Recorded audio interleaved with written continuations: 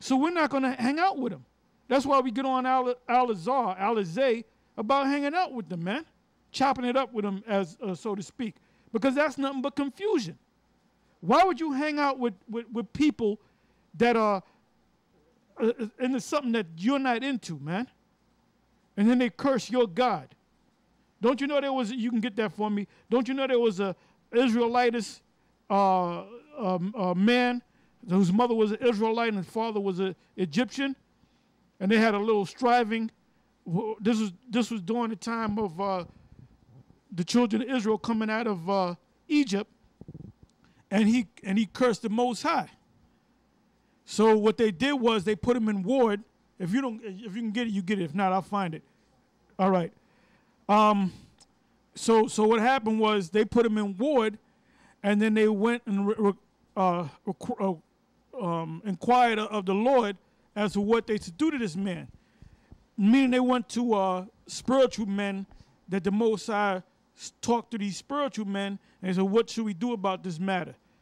Because this man didn't put no respect on the Most High's name. And that's why Birdman got mad. I understand why he got mad, you know?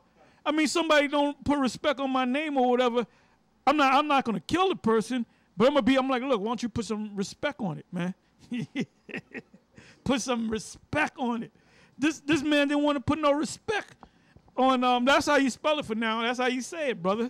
You know, the credit goes to Birdman.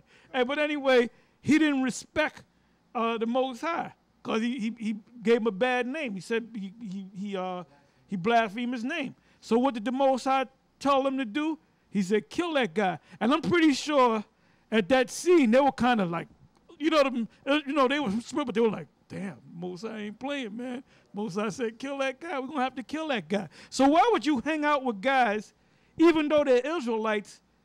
Why would you hang out? There's no way in the hell I'm going to hang out with a dude that calls on the name of Yahweh. There's no way I'm going to hang out with a nigga like that, man. Or Yeshaya. Because that's not the Most High's name. This is Leviticus 24:10. And the son of an Israelitish woman, whose father was an Egyptian, went out among the children of Israel. So what happened was, when they were in Egypt, you had Egyptians or Mizraim, the people of Mizraim, getting with our women. And then you had Israelite men getting with Mizraim women or Egyptian women or Kemet women, man. You know how Jake is, man. And then she had a son by this man. And when they went out into the wilderness, you know, she was an Israelite, so she took her son, which was a heathen, a mamzer, into, can we use that word? Okay, I'm going to look it up, though. But, yeah, to go to the, yeah, bastard, yeah, a mamzer, yep.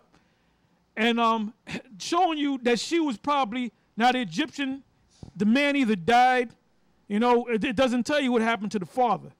He either stayed behind or he was in the Egyptian military and he died, or whatever the case may be. Based on what we're reading, the father wasn't around. All right? So here this Israelite woman took her son, which showing you that the spirit comes from the father. Whatever your father is, that's what you are, okay? It's not how black you are, how so-called white you are. You know, it's the spirit that's in you. So here they are. They went out into the wilderness. Went through the sea, the Suez, that was the Suez Canal, and they went into the wilderness, and this was the beginning of them going into the wilderness. So the first generation was there, and you know, he was so-called hanging out and chilling, chopping it up with other Israelites, and they all knew that the name of the Most High, Yahweh, because Moses done taught them. But before Moses taught them, they knew before that the Most High's name was Yahweh. And the other nations knew that the Most High's name is Yahweh. Because you got these guys from the GOCC, and we keep getting on them guys, but that's the spirit on us getting on them. Talking about, oh, the reason why we don't use the name Yahweh is because the other nations used it. Well, wait a minute, so big deal. The other nations knew the name. They knew the power of the Most High. It says that the Most High's name is fearful among the heathen, something like that. Yep, that's what it says. That's what it says. So like the story of, like I did a little sit down on Balaam and Balak, man. And it said in Numbers 24 that it said the man whose eyes were open said. So what did that mean? What did it mean by his eyes were open? His spiritual eyes were open. In other words, the Most High, gave him intellect. Let him see the future. Then he went and told Balak, the king of Moab, that, look, man, let me tell you something. You're not going to curse these people, but this is what's going to happen to you. He said, these people that you want to curse, at the end of days, they're going to kick your ass. They're going to kick Esau's ass. They're going to kick all these different nations that you see around about you. He said they're going to kick all of their asses. That's what they're going to do. So if the Most High came to them like that and showed a Balaam, a man that was not an Israelite, that said that when he died, that he died and come back as an Israelite, I'm merely paraphrasing. If the Most High came to him, didn't he have to know the Most High's name? Now, I don't tell you that in the scriptures, but the Most High worked with this man. The Most High showed this man something that was going to happen that haven't even happened yet. Yeah. That's going to happen more than 2,000 years in the future. He said, ultimately, this is what these people are going to do to you. They're going to mess you up. And they're going to mess up all the other nations round about you.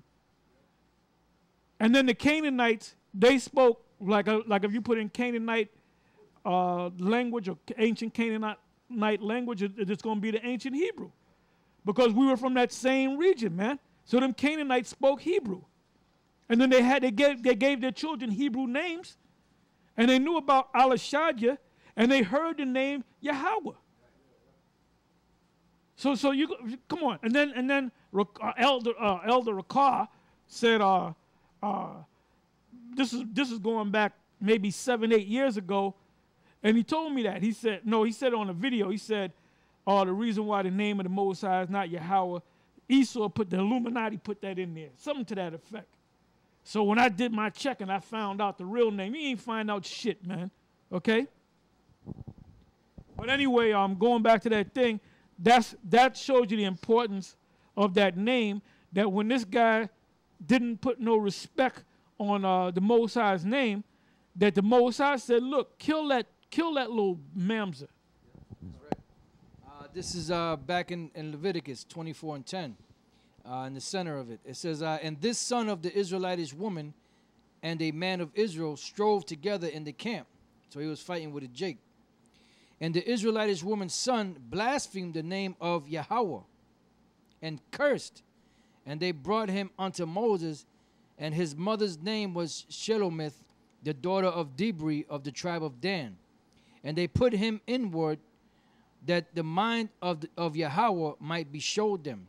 And Yahweh spake unto Moses, saying, bring forth him that hath cursed without the camp, and let all that heard him lay their hands upon his head, and let all the congregation stone him.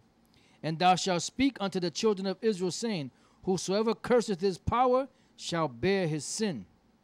And he that blasphemeth the name of Yahweh, he shall surely be put to death.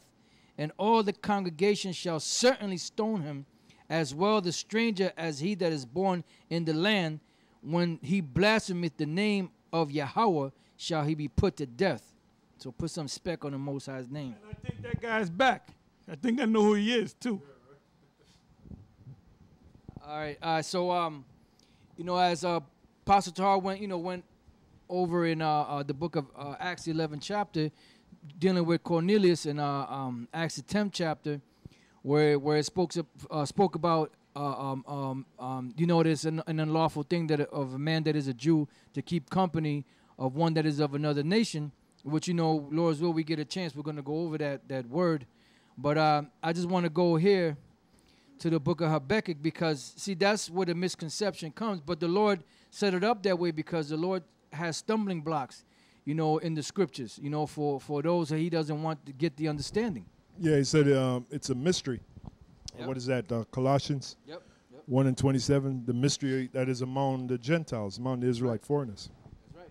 And this is the book of Habakkuk, chapter 1, verse 5. It says, behold thee among the heathen, and regard and wonder marvelously.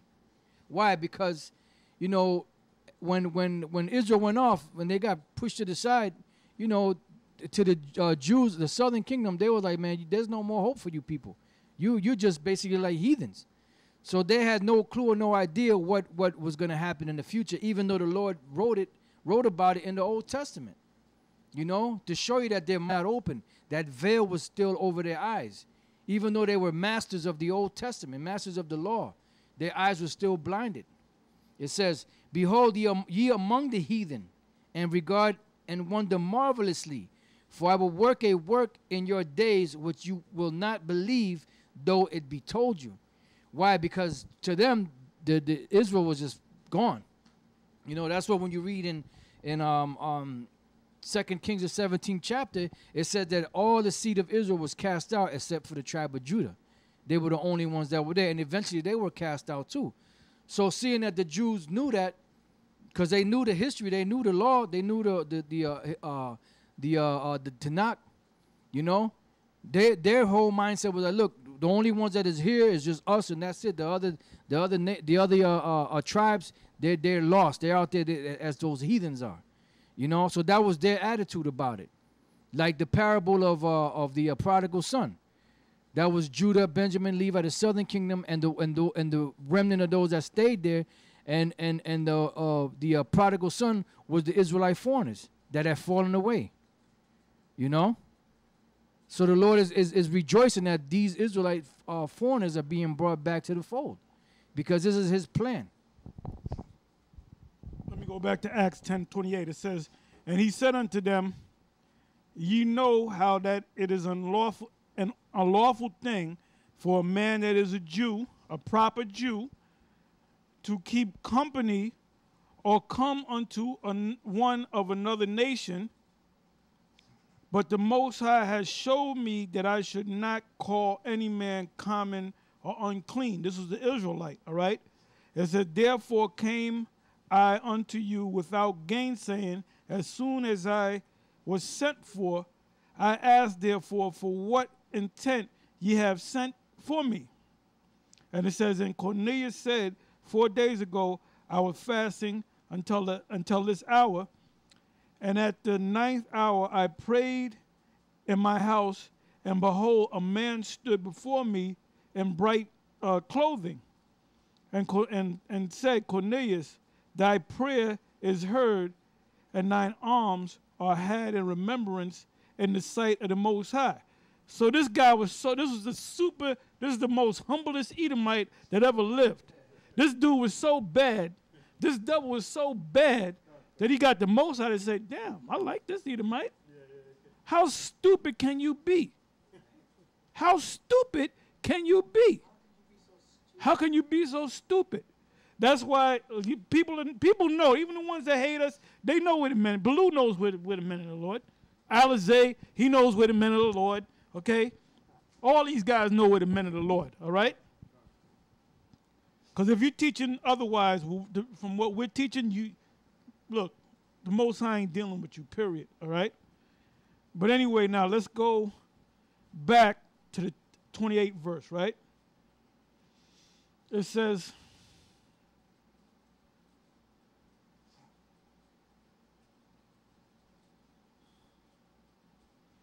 okay, which we broke this down before. Another nation, right?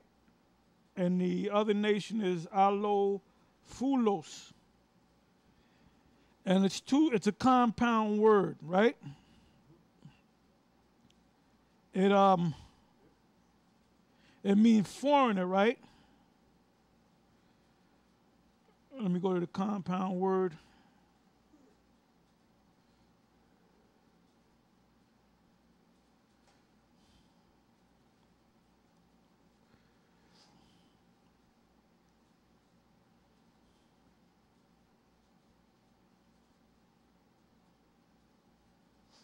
Okay, the second part of the compound word, which is Fula, which means a tribe.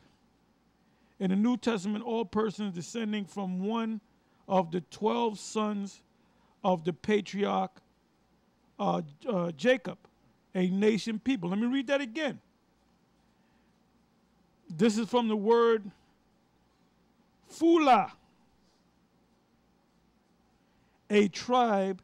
In the New Testament, all persons descending from one of the 12 sons of the patriarch Jacob. So what is it telling you? That Cornelius had to come from one of the 12 sons. It didn't tell you whether he was a Judite, Benjamite, Levite, but he was from one of the 12 sons. And that's why that's you have something? Yeah. The book of James, 1:1. It says, James, the servant of the Heavenly Father and of the Lord Yahushai, to the 12 tribes which are scattered abroad, greeting. So why would James write that letter? And why would he specify 12 tribes? Because even now we taught, even back in the school, the old school, it was taught that the 10 tribes came over here. But what was not taught was there was a scattering of the rest of the tribes still hanging around Jerusalem and outside of Jerusalem. If that's not the case, James wouldn't have wrote that. He wouldn't have wrote to the 12 tribes which are scattered abroad, greeting. He clearly says 12 tribes. Not just Judah, Benjamin, and Levi. That's right.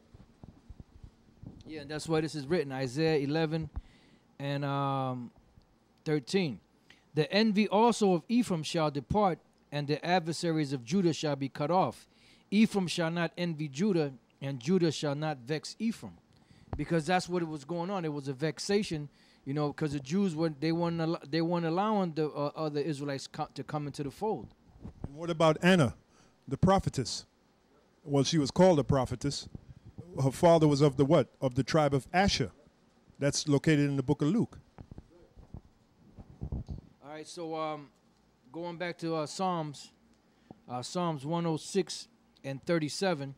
Yea, they sacrificed their sons and their daughters unto devils, and shed innocent blood, even the blood of their sons and of their daughters, whom they sacrificed unto the idols of Canaan. And the land was polluted with blood. Thus were they defiled with their own works, and went a-whoring with their own inventions. Therefore was the wrath of the Lord kindled against his people, insomuch that he abhorred his own inheritance. So he avoided his own inheritance. And that's why this is written here in the book of Hosea. Just bear with me 1 second.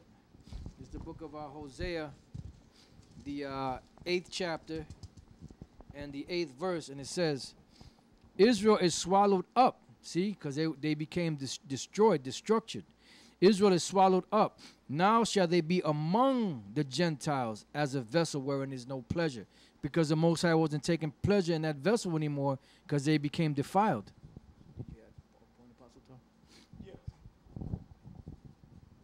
This is 1 Peter 1, verse 1. It says, and this was after it was established that these Gentiles were allowed to come in, which were Israelites, all right? 1 Peter 1, verse 1. It says, Peter, an apostle of Yahushai, Mashiach, to the strangers scattered throughout Pontus, Galatia, Cappadocia, Asia, and Bithynia. Now, if you look up the word stranger, right? It's from G3927, right? And it says, Paripadimos, which means one who comes from a foreign country into a city or land to reside there by the side of the natives. A stranger sojourning in a strange place, a foreigner. So when Peter was